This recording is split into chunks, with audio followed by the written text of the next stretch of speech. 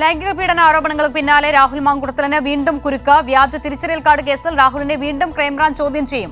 രാഹുലിന്റെ പേര് പരാമർശിക്കുന്ന പ്രതികളുടെ ശബ്ദരേഖ കണ്ടെത്തിയതിന് പിന്നാലെയാണ് ശനിയാഴ്ച ഹാജരാകാൻ നോട്ടീസ് നൽകിയത്.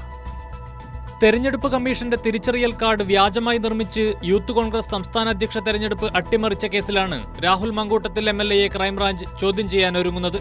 കേസ് അന്വേഷിക്കുന്ന ക്രൈംബ്രാഞ്ച് തിരുവനന്തപുരം യൂണിറ്റിനു മുൻപാകെ ശനിയാഴ്ച ഹാജരാകാനാണ് നോട്ടീസ്. യൂത്ത് കോൺഗ്രസിന്റെ പത്തനംതിട്ട ജില്ലാ വൈസ് പ്രസിഡന്റുമാരടക്കം 7 പേർ കേസിലെ പ്രതികളാണ്. ഇവരുടെ ഫോണുകൾ ശാസ്ത്രീയ പരിശോധനയ്ക്ക് വിധേയമാക്കിയിരുന്നു. ഈ ഫോണുകളിൽ നിന്ന് ലഭിച്ച ശബ്ദ സന്ദേശങ്ങളിൽ വ്യാജ തിരിച്ചറിയൽ കാർഡ് നിർമ്മിച്ചതുമായി ബന്ധപ്പെട്ട് രാഹുൽ മാങ്കൂട്ടത്തിലിന്റെ പേര് പരാമർശിച്ചതായി കണ്ടെത്തിയിരുന്നു. ഇതിന്റെ അടിസ്ഥാനത്തിലാണ് രാഹുലിനെ വീണ്ടും ചോദ്യം ചെയ്യാൻ ക്രൈംബ്രാഞ്ച് തീരുമാനിച്ചത്. സംഘടനാ തെരഞ്ഞെടുപ്പിനായി അടൂരിൽ മാത്രം 2000 വ്യാജ തിരിച്ചറിയൽ കാർഡുകൾ യൂത്ത് കോൺഗ്രസ് നിർമ്മിച്ചതായി പോലീസ് കണ്ടെത്തിയിരുന്നു.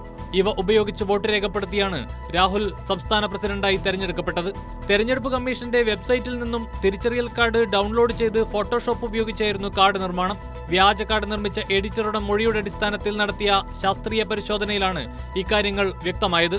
കേസിൽ രാഹുൽ മാങ്കൂട്ടത്തിലിന്റെ അറസ്റ്റിന് പിന്നാലെ രാഹുലിന്റെ അടുത്ത അനുയായികളായ ജില്ലാ നേതാക്കൾ ഒളിവിൽ പോയിരുന്നു. രാഹുലിന്റെ കാറിൽ നിന്നാണ് ഈ പ്രതികളെ പിന്നീട് പോലീസ് അറസ്റ്റ് ചെയ്തത്.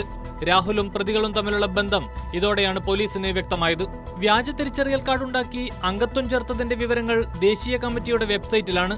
സെർവറിലുള്ള വിശദാംശങ്ങൾ അന്വേഷണ സംഘത്തിന് കൈമാറാൻ ഇതുവരെ യൂത്ത് കോൺഗ്രസ് ദേശീയ കമ്മിറ്റി തയ്യാറായിട്ടില്ല. സെർവറിന്റെ വിശദാംശങ്ങൾ ലഭ്യമായാൽ രാഹുലിനെതിരെ കൂടുതൽ തെളിവുകൾ ലഭിക്കുമെന്നാണ് ക്രൈംബ്രാഞ്ചിന്റെ പ്രതീക്ഷ.